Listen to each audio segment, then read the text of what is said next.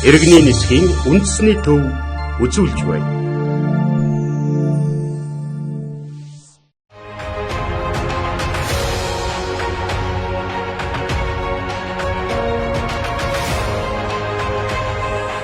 Нисхийн алдар. Сайн байцгаана өрхөн мөндөд үзэгчтэй. Монгол улсад нисэх хүчийн үүсвэрийн түүх 100 жилийн ойг тохиолдуулан бэлтгэн хүргэж буй нисхийн алдар цуврал ярилцлагын шинэ дугаар хүргэд бэлэн болж байна.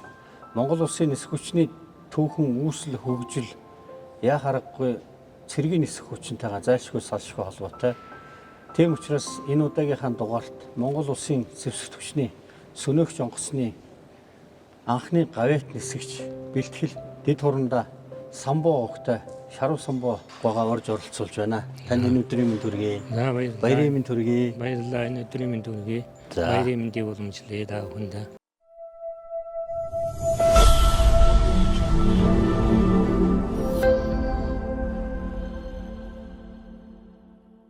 За баярын өдрүүдэд таны бидний урилгыг хүлээж авч нэвтрүүлэгт маань оролцож нисэх хүчнийхээ түүхэн үүсэл хөгжилд оруулсан өөрийнхөө хичээл зүтгэл хөдөлмөр бүтээлээс танилцуулахаар хүрэлцэн ирсэн танд баярлалаа. Баярлалаа. За тэгэхээр ярилцлага энэ баярын өдрүүдэд Монгол улсын зэвсэгт хүчний сөнөөгч онгоцны анхны гавьяат нисгэж хатаага хийж байгаа баяртай байна. Тэгээд ер нь зэвсэгт хүчнээс сөнөөгч онгоцны түүхээс төрсэн анхны гавьяатын хувьд ер нь ардын айрам энэ гавьяатаа яаж бэлтгэв вэ? Та ер нь аль сургуульд бэлтгэгдснээс ахуулаад хоёул яриагаа эхлэх үү? Тэгээ энэ ярилцлагыг эхлэхийн өмнө би Мальданы онгоцны тухай нэг хэдхэн тоо баримт сэдв гэж бодож байна.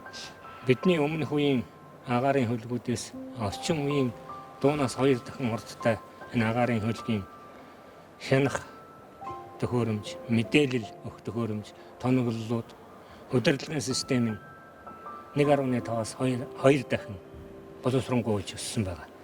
Тэгээ үүнийг дагаад агаарт нисж байгаа нисгэгчийн хийх үйлдэл нь 6-аас 8 дахин нэмэгдэжээ.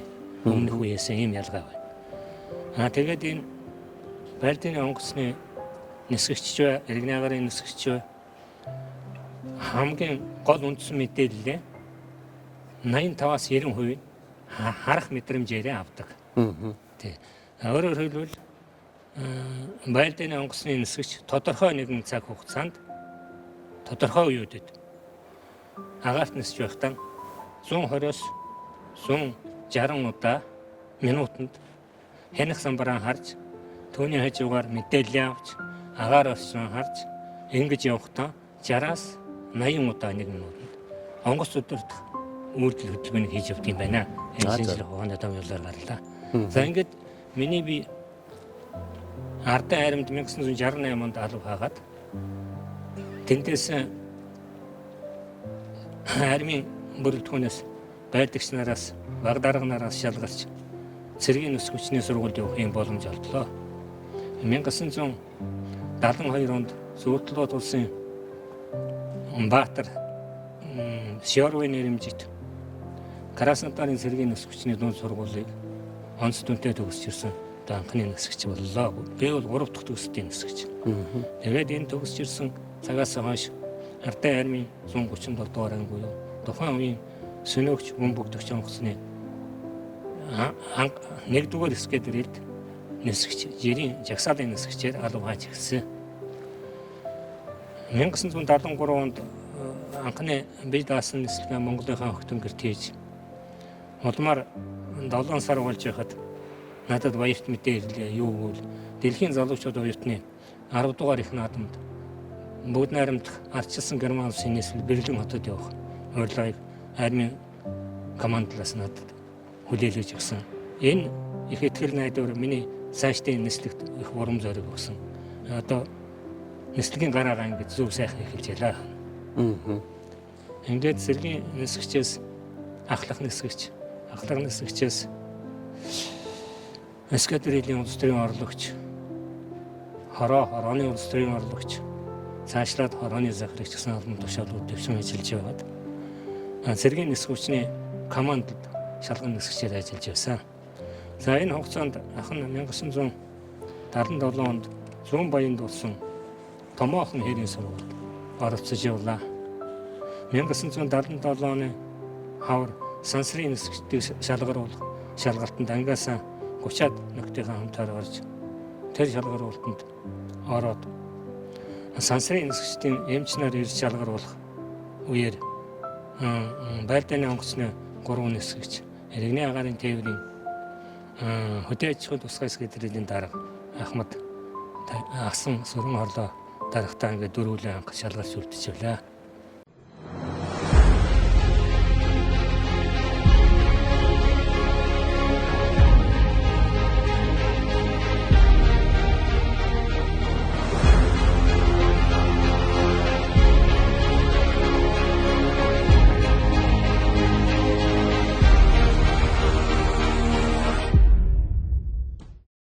За тэгээ энэ цагаас хойш ер нь яг нисгч хүний хийж үүсдэг ажил үүрэг ном дүрм журмынхын дагуу илүүлж цаг хугацаанд нь дарга захирагч нарынхаа өгсөн үүрэг даалгаврыг биелүүлж явсны хүчинд цэргийн нисгчний 3 дугаар зэрэг 2 дугаар зэрэг гээд 1 дугаар зэргийн нисгч болох энэ болцлуудыг дараалан хангасан цэргийн нисгчний анхны 1 дугаар зэргийн 2 нисгчийн нэг 1980 онд Сүүлд холбоот улсын Пүрүүн хотод цэргийн нисгчний багш нисгчээр бэлтгэж ирсэн.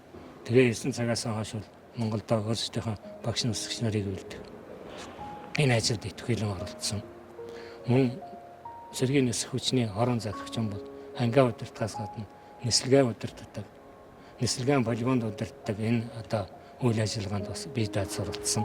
Орос одоо нөхдийн тусламжаар ингээд цэргийн нисгч нарын өдөр шөнө цагаагаар ямар ч нөхцөлд бэлдэх энэ программыг Оросын одоо нисгч туршлагатай хүмүүстэйгээ хамтарч програм зохион байгуулж Монголынхон одоо цаг уур орчны нөхцөл тохируулан шинжилэн нислэгийн хорооны удирдлагуудыг хамгийн түрүүнд багш нисгчээр бэлдэх ажилд шуурхаараа орсон. Үүний дараагаар скедрийн удирдлагуудыг бэлдсэн. Түүний дараагаар хэсгийнхэн дарга нарыг бас багш нисгчээр бэлдсэн ийм амжилтуудыг үзүүлсэн. Ингээд 1981 онд Монгол Ардын Хувьсгалт намын 21-р хүрэлд төлөөлөгчөөр сонгогдож суулаа. 1981 онд Ардын Хувьсгалын 60 жилийн оюун парадын нислэгт бичлэн оролцлоо. 1986 онд болсон Ардын Хувьсгалын 65 жилийн оюун парадын нислэгт орлоо. Айрмын томоохон ярийн сургуулиуд орохоос гадна жижиг хэрийн сургуулиуд бол бас оролцсон. Хамгийн одоо түүхэн дурсгал зүйл бол 1985 оны 4-р сарын 16-нд Монгол Ардын Хувьсгалт намын төв орооны ерөнхий нарийн бичгийн дарга, Бүгд найрамд Монголоор болсон ардын их хурлын тэргүүлэгчдийн дарга, Жамбын Батмөнх тэргүүтэй зэвсэг түвшний ерөнхийг хамгаалагдагч болон улс төрийн товчооны удирдах бүрэлдэхүүнд хийсэн байлдааны буудлага бөмбөгдөлтөй байлдааны агаарын цэргийн маневртай энэ сургуулиудыг бичлэн хийж амжилттай оролцсон. Энэ бол одоо миний хороо удирдах байсан түүхэнд үлдсэн одоо хамгийн дурсгалтай мөч юм да. Тий. За.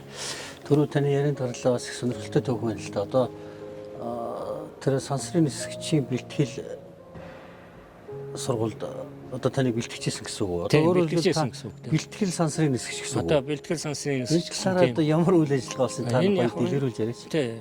Энэ талаар бол яг энэ 77 оны 4 сараас Монгол хүн сансрын нисгч гэсэн тийм яриа гарч ирсэн. Тэгээд сансрын нисгчдийг хаана сонгохгүй гэдэг асуудал тавигдсан байна да. За ямар ч үсэн байдгийн онгоцны хэдэн нисгч нараа амжилт үнслэгээр оруулъя. Тэгээд өөр одоо энэ дэндээс залуучууд иргэний агаарын тээврийн нисгч нар энгийн улсуудад энгийн явган цэргийн одоо мэргэжилтэй офицерууд оролцсон тэр.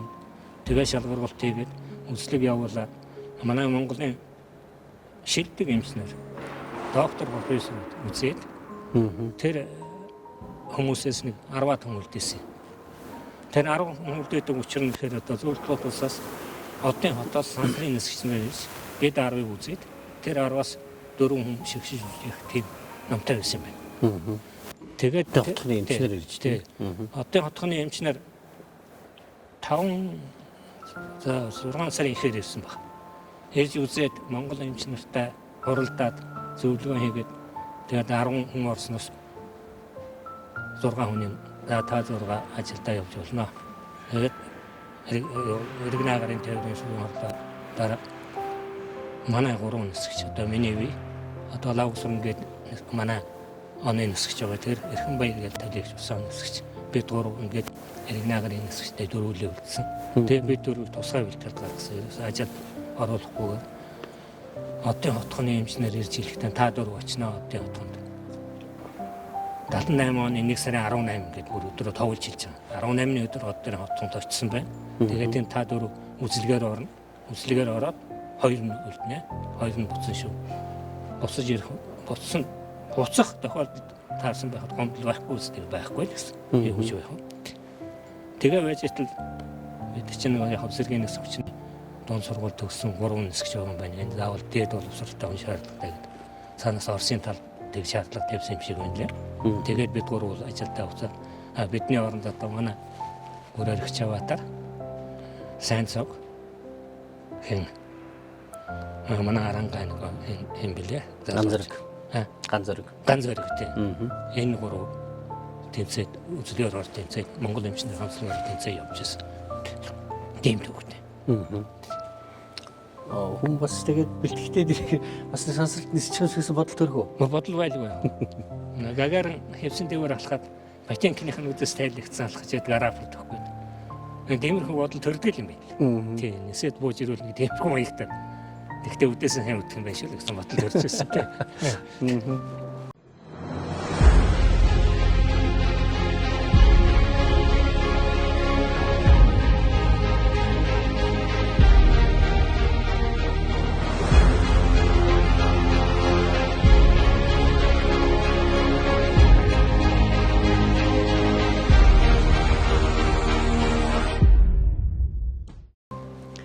Тэгээ яг зорилго нэгэнтэй ойлгомжтой болсон учраас ангидаа ирээд нислэгээ үргэлжлүүлээд юм өөрөө өмнөө зорилгоо тавиад нэгдүгээр зэргийн нисгч болох хэрэгтэй юм байна. Ер нь тэгээ цаашдаа өшөө нисхийн гавьяа шагналыг үүдэх юм тэрийг хүртхэн зүйтэй юм байна. Өөрөө биеэн бэлдээд тэгэл ажилдаа шуургалсан да нислэгийн ажил жагнаж орсон. Та одоо хичнээн байлдааны онгоцон дээр ниссэн бэ? 7 төрлийн байлдааны онгоцон дээр нислээ. Миг өшөө L29 МиГ-15, МиГ-17, МиГ-21 ОМ-ОС, МиГ-21 ПП, МФМ байна. Ягаад тэр 7 онгоцоор нисэн гэх нэг Пөрүүнзэд багш нисчээр үлдэж явахдаа өөр маркийн модификацийн 2 онгоцон тэр нисэн. Тэгээд 7 болж байгаа. Тэгээд Монголд нисэн нисгч нар тэрнээс харьцсан л дөө. Та бол одоо өөрөө нэгдүгээр зэргийн нисгчээс гадна нэгдүгээр зэргийн бас нэг багш нисгч гэж байгаа тий. Нэгдүгээр зэргийн нисгч, багш нисгч, тий шалган нисгч. Тэгэхээр та багш нисгч гэдэг чинь Монголд бас нэлийн олон гарын шавтай байна уу? Ер нь хорооны бүрэлдэхүүн ч одоо бүгдийг бараг бэлдсэн тий. Нисэх хорооны юу? Нисэх хорооны хоо тий. Нар чи хороо чинь 36 байлдааны онгоцтой. 6 сургууль байлдааны онгоцтой ийм хороо би анхуулж авсан. Тэгээд 5 жилийн хугацаанд батлан хамгаалахын ямар шилжихтэй тэр бүрэлдэхүүний бүрэн бүтэн дараагийнхаа хорон зөвлөгч төлөөлөгч гэж хэлсэн тийм. Энэ бол одоо яг тухайн үед ажиллаж байсан цэргийн нисгчний инженер техникчийн бүрэлдэхүүний хүчин чармаал нийт нисгчдийн итвч чармаал сайн байсан учраас миний командж байсан үед ноцтойгоор аслаараа. Миний командж байсан үед манай хороо нийт нисгчдийн 70.2% мэрэгжлийн 1-2-3 дугаар зэрэгтэй инженер техникийн бүрэлдэхүүний 78.6% бас 1-2-3 дугаар зэргийн эзэмшсэн ийм бүрэлдэхүүн байсан шүү. Тий. Зөвшөөрөгчний нөгөө юугаар шалгалтаар танах ч бас таныг ангийн захирагчаар ажиллах үед онц дун шалгалт авч ирсэн байх тийм ээ. Тэр төв хоронд үзүүлэх нислэг хийх онц үнэлгээ авсан шүү дээ. Тий. Бодож өмбөгдсөн бүх юм үзүүлсэн. Түүнээс гадна ер нь Монгол нисгч нарын ур чадварыг үзүүлсэн энэ 5 толгой хоёрын сургууль дээр анхны анхудаа 500 кг бөмбөг хоёрыг 1 тонн бөмбөг хайж ирсэн. Өдөртлөг бүжин 32-ын блоконд нэг блоконд 32 ширхэг байдаг. Тэгээ 64 бүжин зэрэг харуулж утсан. Тэгээд сайхан мэдрэмж төрд юм байна. Тэр одоо тоон шахуу бөмбөг ингээл хаяна гэдэг ч одоо тэр дотор нь таны жолоодч онгоцсонд одоо ямар жол онгоцсондоо ч юм уу танд ч юм уу ямар нэгэн тийм мэдрэмж байна үү? Мэдрэмж бий.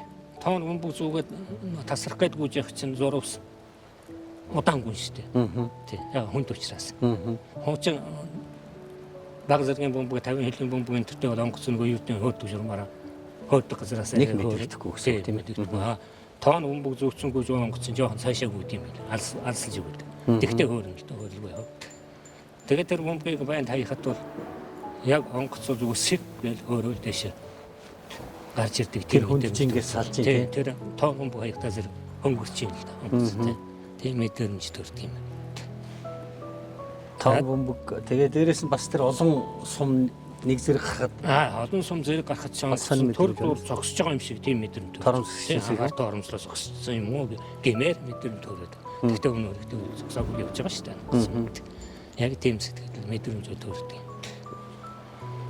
Одоо тэгээд тэр тоон бөмбөг ч юм уу тэр сумнуудыг ингээ гаргачаад ер нь байгаа онжоогүй яах вэ? Газраас энэ та өөрөө бас харах тохиолдол байх. Газар нислэг удирдах байгаа хүмүүсүүд хэлнэ шүү дээ. Тийм дараа нь нөгөө нислэг дуусны дараа нислэгийн дүн гаргалтын дээр хилдэг. Яг зүгээр нисгч өөрөө анзаарсан бол онсоо нөгөө олж харна л та. Яаж харах вэ тэр нисгч бол тийм яаж явах азалт өгөөл хараад тэгэл явдаг шүү дээ. Бага харчаад. Тийм бага хараад байн дээр онжоогүй юм. Ерөнхий байгаа хэмжээг нь мэдж байгаа юм чинь тийм байгач ингээд тэмдэглэсэн байж байгаа газар дээр. Саан шахуур тооруулаад тэр тойрог дотор л унжээ бол онжилоо гэсэн. Тэгэхээр нөгөө таны намд тус байсалтай нөгөө хэмэлт гаргасан гэд одоо эн чинь нөгөө нэг оноог бол одоо дахиад тойрог хийгээл дахиад байгуу бодох уу?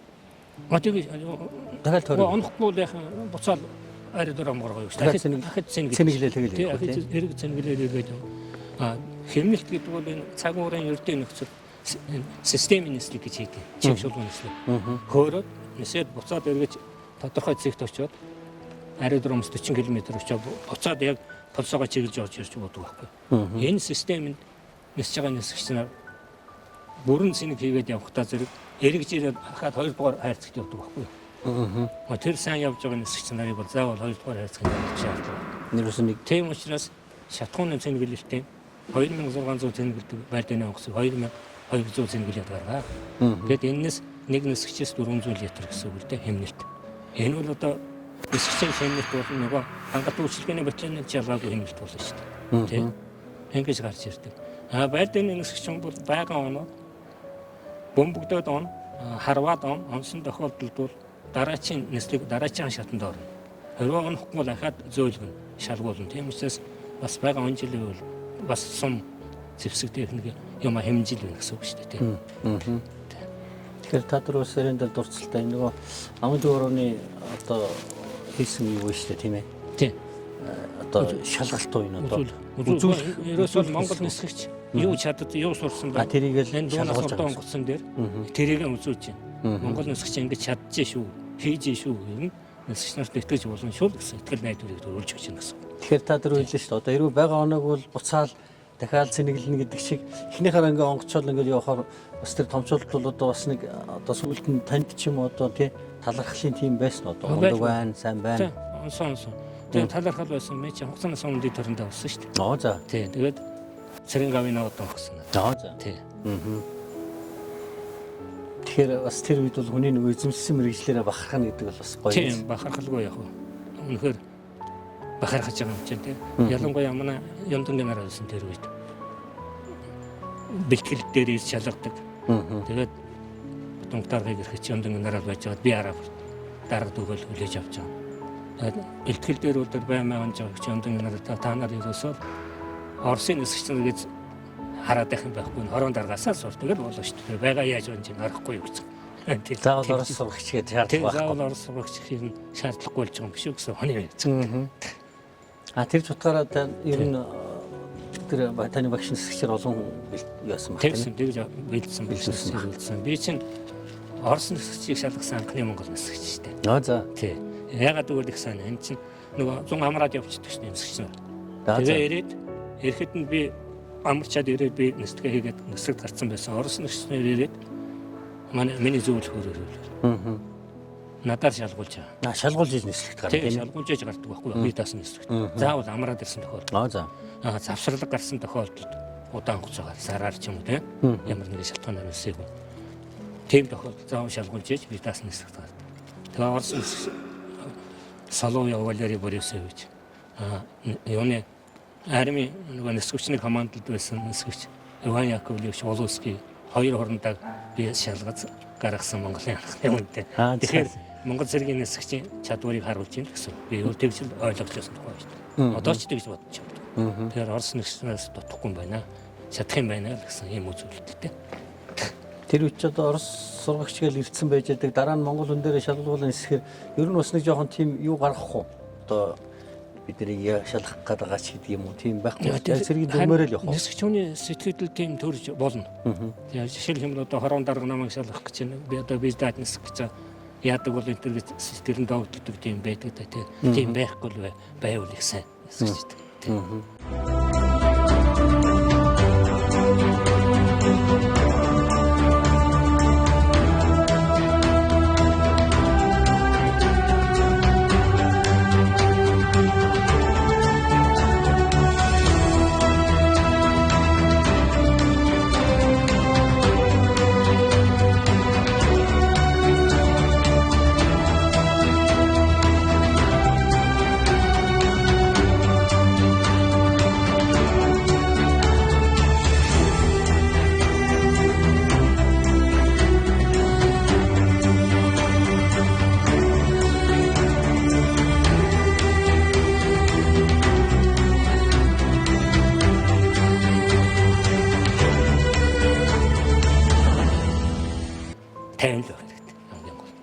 Тэр онгоцсон дээр сурагч нисэж гэнэ үү, генерал нисэж гэнэ үү ялгаа байхгүй. Ялгаа байхгүй тийм ээ.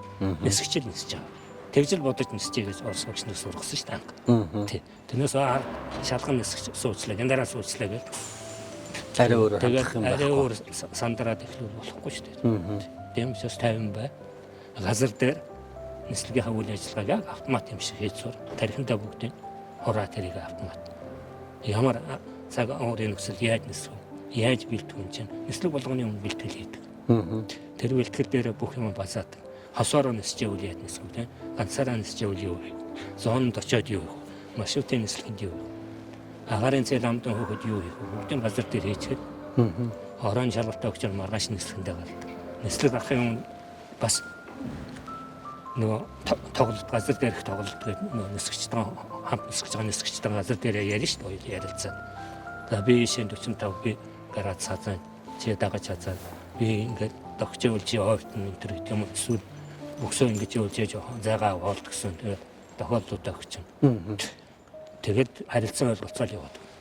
Тийм ингээд жоох ойрт гэдэг энэ гараа ингэж яваад. Одоо таавал бас нэлээд хэдэн одоо ой баярын одоо үзүүлэх тийм маяг үзүүлэх нислэгт оролцож ирсэн байлээ. Энэ бас бэлтгэл нэлээд шаардна үз. Бэлтгэл шаардна тийм. Чинь бидний ардын хувьслын 60 жилийн парадын нислэгт бэлтгэхийн тулд Аржингийн аршаа суулууд нисгч нараа бүгдийн тэнд 14 хоног байрлуулад тэндээс өглөө анги дээрээ ирж ажиллаа хийгээд нислэгэндээ гардаг. Цаад ороо нислэг дуусгаар тийшээ очдөг тийм л байсан тийм. Тэр чинь яг бэлтгэл нисгчийн сэтгэл зүйн бэлтгэлийг доктортой байлгах гэсэн үгнээс тэгээ эмч очоо байрлал чинь хянана. Нислэг эмч.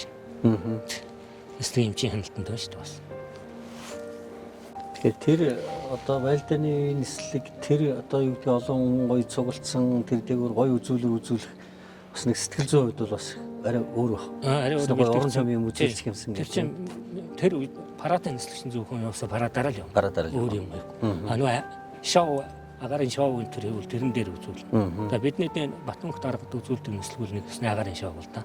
Тийм Монголд хийж байгаа. Сөнөгч одоо энэ дуунаас урдын энэ онгоцоор бас нэлээд өндрийн болоод хурдны яс дээд амжилтууд тогтоосон байдаг юм. Энэ талаараа сонирхол. Тийм. Энэ яг зөвхөн толгойд усад засвар хийгээд ирсэн, их засварт ороод ирсэн онгоцуудыг хүлээж авч шалгадаг. Тэр үеэр онгоцны дээд өндрийг үздэг ийм параграфтай. Тэгээд түүний дагуу 19,000 метрт гараад 19,000 метр ялгүй 3 дахь маягтай болоод дууны хурдыг 2175 дууны хурднаас 2 дахин хэтэрүүлж өгч байгаа. Тэгээд 2175 хүртлээр боллоо. Хөтөлбөрийнхаа хүчин чадлыг багасгаад тэгэл буцаад эргэлсэн. Тэгээд бүх хянах самбаруудаа ажиглан тэр бичин зөв буруу зөв заалт яаж зааж нөгөө хязгаарлсан жишээлх юм бол нэмэх 5 хасах 5 гэдэг хязгаар байгаа. Тэр хязгаар дотороо барьж гэнэ хөдөлгүүрийн эргэлт. Тэгээд онгоцны нөгөө температур гарч байгаа газ энэ төр гэлтэй нарийн юмнуудыг янаал явчихна л доо. Тэгэл гүрс өмснөөс өсвөлээл тэг агаарт нөгөө онгоцны авиг өрсөн энэ төр гээд нөгөө эслэг маягийн эслэг хийж яхад эргэлддэг тэр бор янаг самбаруудын юмнууд давхар яна явчихж байгаа. Тэгэл буугаад байна. Тэг. Өндрийн эслэг гахтуу тусгай нөгөө хувцас өмсөн. Өндрийн эслэгийнхаа ердийн эслэгийн хувцас нь бас тусдаа. Тэгээд 4000-аас дээш гаруул тэгэл ерөнхийдөө өндрийн хувцас өмсөх шаардлага тавина л да. Бид нар ч хүчин 4000-ад л явж байдаг. Нэслэгээ хийдэг маягийн нэслгүүдээ. Нэслэгийн жишээлхэн одоо нэслэгийн хурд 1000 км/цагийн хурдтай ингээд битлэнд орлоо гэх ингээд бүтэн гогцоо шүү дээ. Энэ 3 секундэд пэргээр үүсэх 6-аас 8 байх хэрэгтэй ачаал. За. Тэр ачаал юу гэхдээ зэрэг нэсгч юм одоо миний бензин 70 кг байна гэхэд 6 гэдгсэн 420 кг-ыг 3 секундэд дааж гарах хэрэгтэй байхгүй нэсгч юм. 3-аас 5 секунд. Тэгэл аяанда ачаал нь багасаад дээд зэг дээр ирэхээр эргээд ачаалны 2 болоо буцаад бууж ирээд гарахад ахаад нэг ачаал чинь 6-аас 8. 3-аас 5 секунд даа. Тэрийг тэгээд дагаа сурчдаа гэсэн тийм. Тэр чи бас тусаа хувцастай болохоор тэгээд дайчгүй тэр нөгөө цусыг чинь юу лэхгүй ч тийм. Агаараас. Тэгээд барьчихад. Тэгээд дээрээс доош нь юу лэхгүй. Барьчаад. Тэгэхгүй цус юу лэгдүүл гэсэн хаалт нь балартны шүү дээ бас. Тийм учраас тусаа зөрөвтэй хувцас. Өмсөж харан заавал битаач хэрэгтэй. Яг тэр нөгөө 77 онд Сүм Баянгийн хэрийн сургуульд бэлтэж байгаад би зүгээр чагсаалын нисгэж байсан. Дөрөв онгоц явдгийн дөрөвдөх нь би байхгүй юу. Тэгээ 17-оор нисчихсэн. Оваленс хийгээд манай эскадрийн дараа орондоо байсан. Тэгээ би дөрөвдөх нь. Тэгээд нөгөө нам өндөртнэс нь. Нам өндөртнэсэд ингээ харахтаа зэрэг чи ингээд дөрөвдөх онгоц би далуучаараа газар хүрэх гэж юм шиг харагддаг. Тийм сэтгэл төрдөг гэсэн. Тэгээ энэ чинь өндөрөө харахаар зүгээр юм чам. 200 м л явж байгаа. Тэ.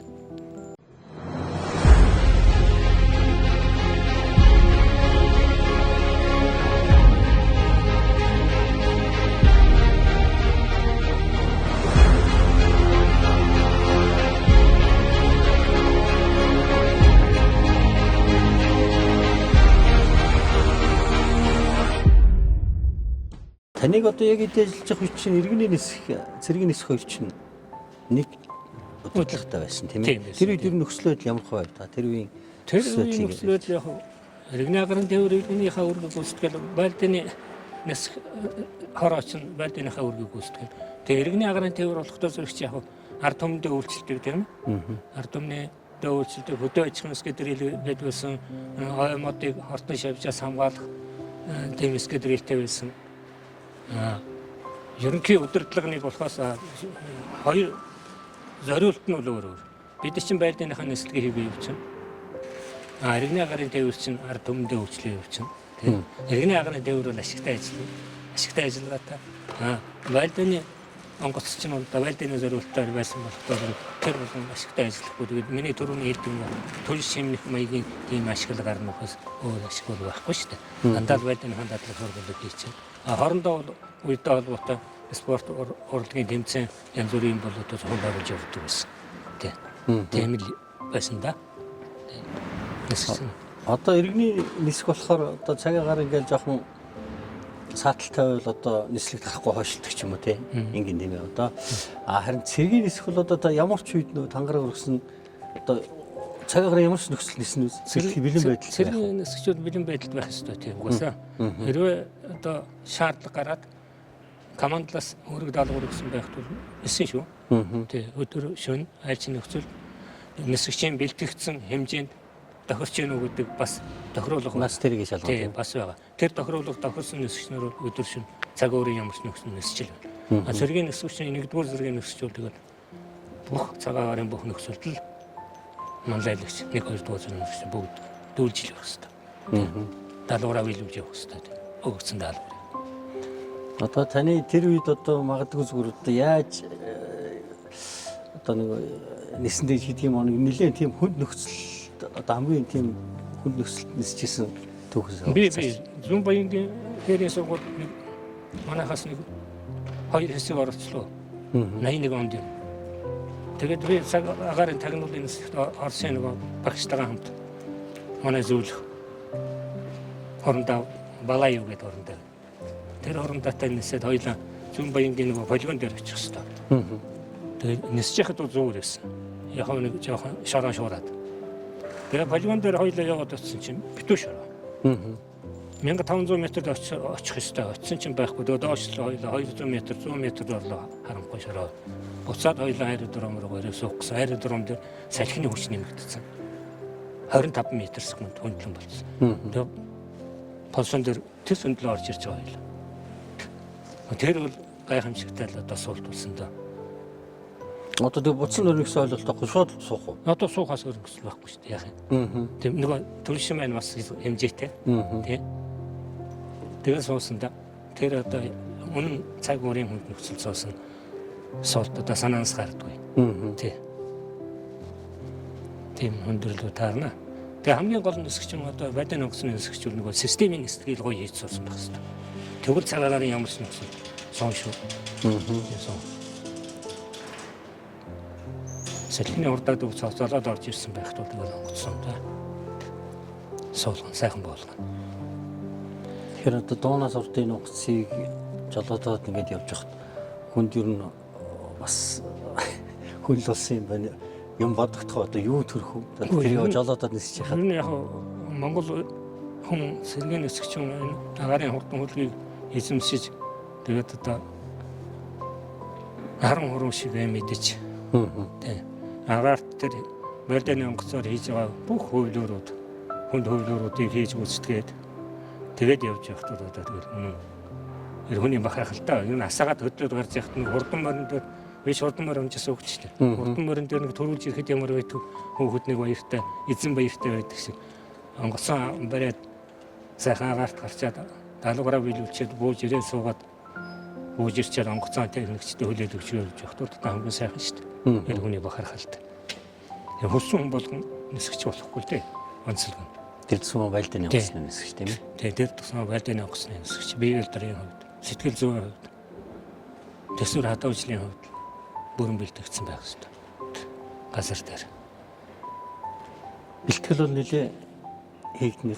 Бэлтгэл бол нэлээд чампаа хийгдэн шүү дээ. Ер нь яг сургууль байхаас эхлээл тэгэл нөгөө биеийн тамирын хичээлүүд тэгэл агарын хөдөлгөөн акробат нөгөө турнук савлууд дээр хийдэг юмнууд ч одоо бас тэгээд тусгай тийм биеийн тамирын цэргийн нисгчнэр зориулсан нөгөө иргэдэг савлууд байдаг.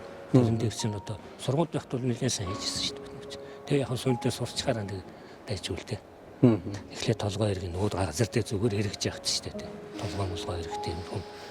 Тэгээд нөгөө степлярны аппарат толгойн дэнцүүлсүүлэгч аппарат сайн болчихвол тэгэл агаарт яаж хэрэгжилжсэн тэгээд байрлалаа зөв сонгоо явчих шүү дээ.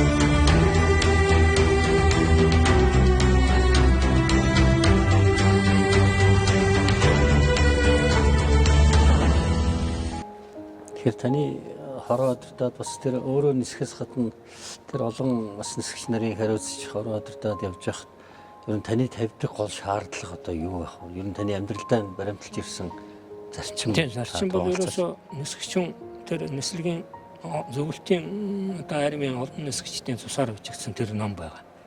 Тохмол. Яаж нисэх ёстой, юу хийх ёстой нисгч юм.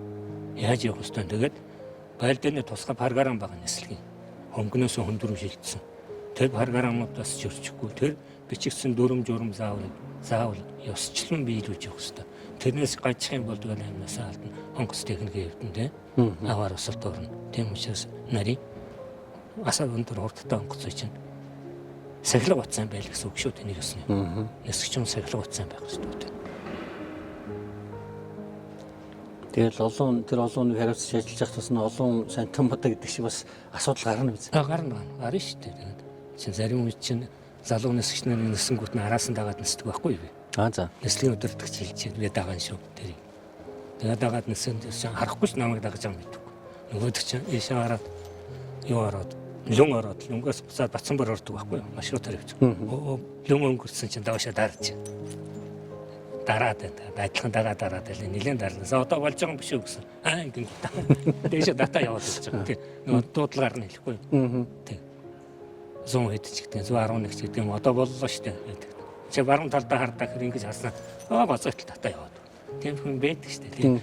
Ер нь Орсын нэсгч нар ч гэсэн бас тэг шалгадаг тийм туршлагатай. Залуу нэсгчийг хаяа нэг дагаж гардаг. Ер нь сахилгагүйтэй байна уу гэсэн нэсгчээ дагаа гарчаад юмгүй. Нэслийн өдөрт хилчээд араас нь гад явчихна. Нөгөө нэсгчүүдийн ганцаар нэсч юм шүү дээ яваад байдаг. Нөгөө шинэ болохоор урдах замаар харна аргашаа гарах тийм боломж байхгүй тийм ээ. Харагдахааргүй жоохон нэлээд зайтай барьж шээ. Юм гэдэг нь хянал. Хурдын чанчиж байгаа. Тэр чинь өндөрийн чанчиж байгаа. Өндөрөө өрж ийн хурдаа өрж ийн тийм. Нөгөө эргэх цэг дээр эргэж чадчих юм. Тийм сахилгагүйсэн нөхдөд одоо ямар арга хэмжээ авах вэ? Үгүй яах вэ? Бүр ноцтой сахилгагүйтэл нэслэгээс хаасан шүү дээ. 7 хоног ч юм уу 10 хоног ч юм тэр чинь бас их хортой дөө. Нэслэгээс хаасагдана гэдэг чинь. Дадлаглалт чинь гэсэн үг тийм ээ. Дахиад шалгах шүү дээ чинь. Тэгэхээр тэгэхгүй бол одоо сахилгагүйч болохгүй. Ном дөрвөөрээнээс журмаараа нэстэй. Сайн нэсгч болоё л гэж бодвол ном журмаараа л явж байгаа. Яг одоо хаяа усны сахилгагүйх юм байж л байгаа юм л да. За та ингээд бас эсхийн тэр хөндөгчөр ажиллаас гадна бас нэлээд нийгэм идэвхтэй байсан юм шиг байна тийм ээ. Тэр үед одоо сүлд нь бас тэр орлын сонгогдож сонгол өдөрт оролцож исэн. Сонголоор болсон бол та ер нь яаж зав зай тэр гардаг байсан. Үгүй яах одоо тэгээд нэг сонгол өгсөн юм чинь сонгуульд ажиллаа бас их бүр бол аримын тусгаангуудын намын комисс гэж байсан. Тэрний давчааны гишүүн байсан. Сүүлд Батлан хамгаалах яамны намын хорооны давчааны гишүүн байсан. Тэгээ яг ер нь хүний итгэхэрлийн юмдаа сонгуульд ажиллаж. Тэг санаачлаараа оролцоод явчихдаг. Эрлийн дугаарны сэргийн анхны алтан медаль авчихсан шүү дээ. Тэг бүр анх 74-5 онд байна. Оны зүгтчих. Тэгээд ер нь шагналын гараа тэгжлэг хэлж ирсэн. Тэгээд энэ хугацаанд ч одоо 1526 цаг 33 минут мессеж 2717 одоо хөршүүлсэн байна. Байдны өргөд. Тэгээд миний тогтоосон амжилт бол одоо манай хамт олонны сэргийн нэсгчний хамт олонны ажлын амжилт. Тэр нөхөд маань сайхан үржилж онгоц техникийг сайхан бэлтжижсэн. Би ч одоо өөрөө бас хичээж нэсчихсэн. Ийм л үр дүн нь одоо бол давтагдаагүй л байна хаяхан. Энэ амжилттай. Тэгээд нэг хэдэн 5-10 жилдээ бол давтагдахгүй хаа. Тэрнээс хойш болдог. Та отхон нэслэгээ ямар онгоцсон дээр хийжсэн бэ? Отхон нэслэгээ ямар онгоцсон дээр хийж? Отхон нэслэг байлдааны онгоцсон дээр хийсэн. 90 оны 6 сард 6 сарын 25 байна 6 байна. Бизнес нэслэг ганцаараа нэсэж ирээд буусан. Тэгээд дотроо бол би одоо тэтгэвртэй гарна гэдэг тоглолцсон байсан. Тий. Ер нь тушаалаар гарах уу? Одоо таны хугацаа болцсон байсан гэсэн үг. Тий. Миний чинь би шин байлдааны ангид тэгээд 18 жил тасралтгүй нэссэн. Өөрөөр хэлбэл 36 жил гэсэн. Тэгээд зэрэг алгасан жил ороод 39 жил 10 сартай гарч ирсэн тэтгэврт. Яг тэ өөрийнхөө өсөлтөд гарсан. Ер нь гараа олон жил нэсчлээ. Удаан нэсчлээ. Бас би хайр үлмэндийг одоо цаашдаа бас амьдрах хугацаа хэрэгтэй шүү дээ. Эрүүл мэндэд бас сөрөг нөлөөтэй үү?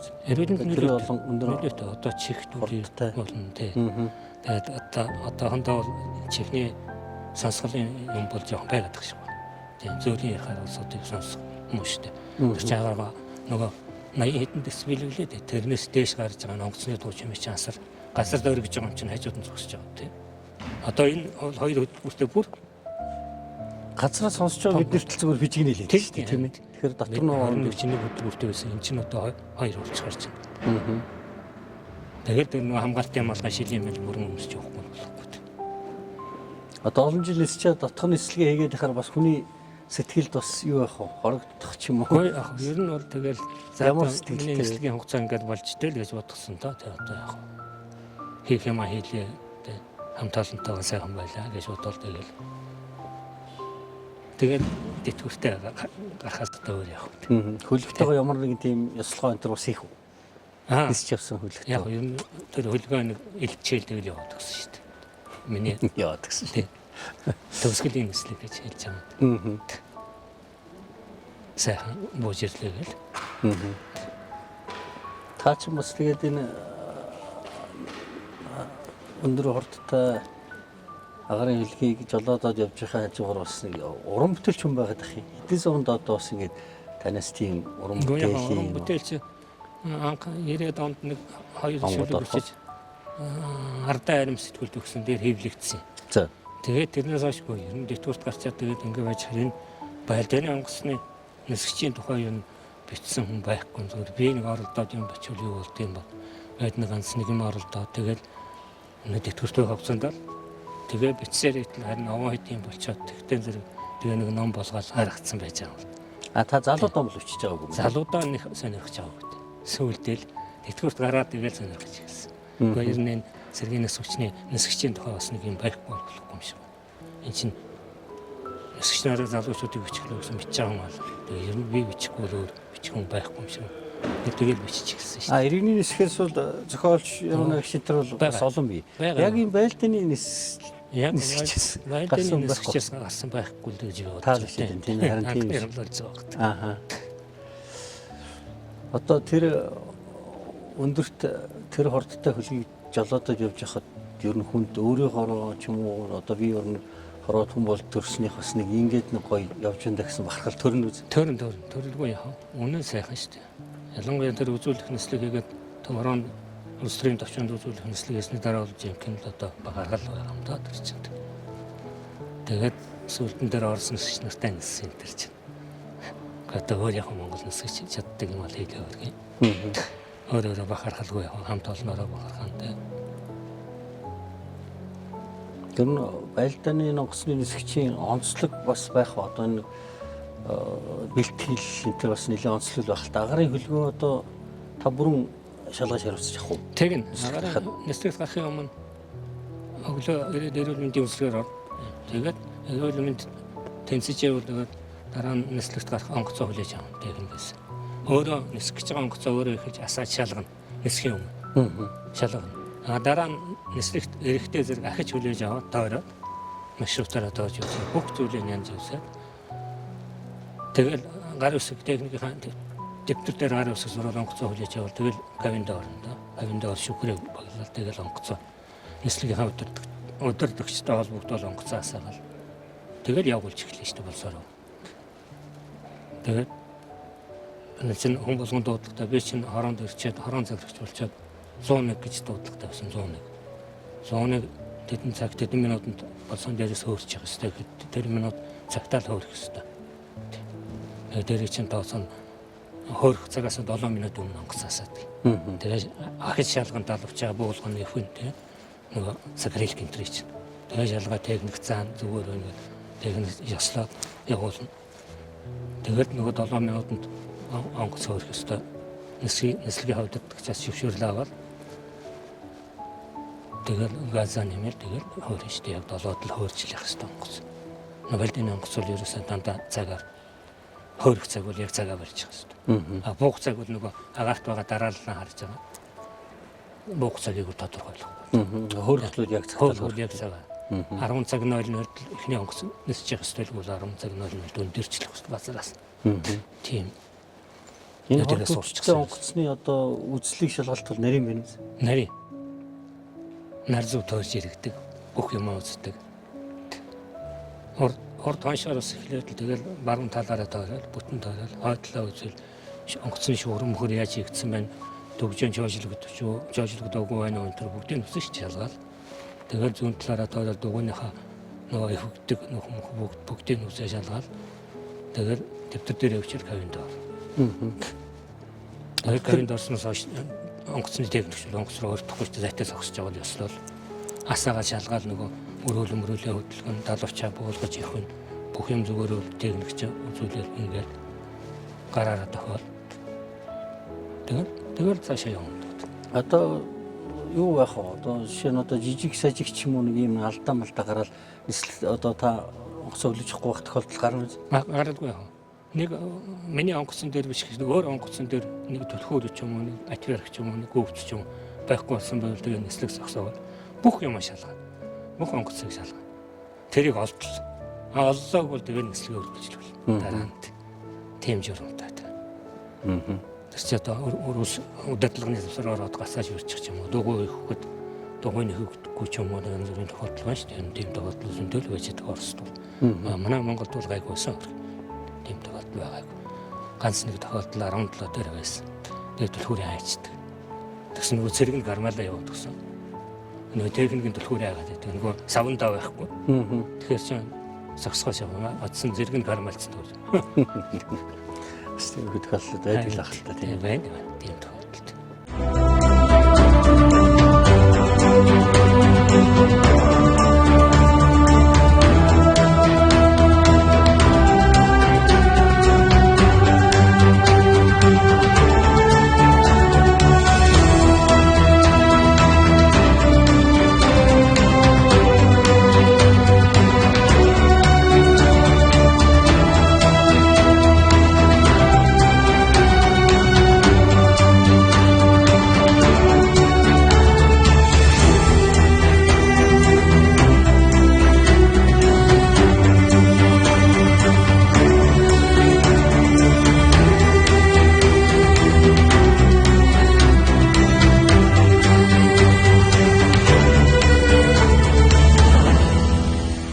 Та 7 онгоцсон, 7 онгоцсон дээр ниссэн гэсэн. Ер нь одоо сүүлийн үеийн шинээр орж ирсэн агаар хөлөг дээр та сонирхож очиж үзсэн хөдөлгөөр өгч чадлаа бас өөр нислэг хийж явахт нь үзсэн. Тэгээд зүгээр кавинд нисэг явахт нь сууж үзсэн. Болдгоор нэг нисчихсэн гэсэн бодол төрдөл.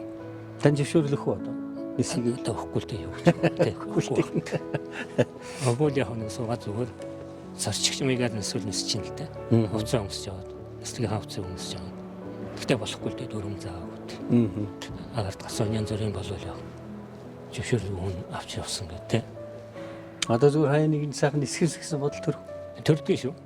Төрдөө. Ер нь эсэд нэг таараа уучсан гэсэн бодол төрөн шүү. Нис хүчний 100 жилийн тохиох чинь тийм ээ. Тэгэхээр та энэ салбарт энэ салбарын эдис болж энэ салбарын манлайлагч болж явсны үед нис хүчний салбартаа ажиллаж байгаа иргэний олон цэргийн салбарт ажиллаж байгаа энэ бие бүрэлдэхүүн энэ хамт олондоо хандаа сэтгэлийнхаа үг хэлээч. За баярлалаа. Энэ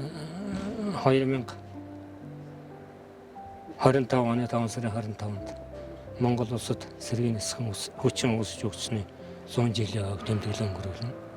Тэгээд энэ 100 жилийн ог иргэний агарын дээвэр цэргийн нис хүчин хамтарч тэмдэглэнэ гэдэгт би итгэлтэй байна.